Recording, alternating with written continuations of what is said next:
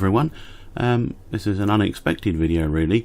A number of you pointed out in my previous video that you had spotted a Wrenn 264 tank sitting in the yard, 80064, and asked to see her. Not a problem at all. She's actually down for testing after some quite heavy maintenance, trying to stop the grinding noise that she's had since she arrived, which was on the 26th of February 1987.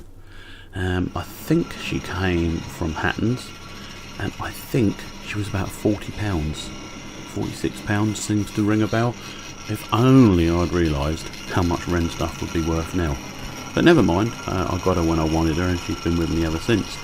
Lovely engine, a little bit grindy, but runs really well considering the very basic mechanism inside. So without further ado, let's have a look at her running.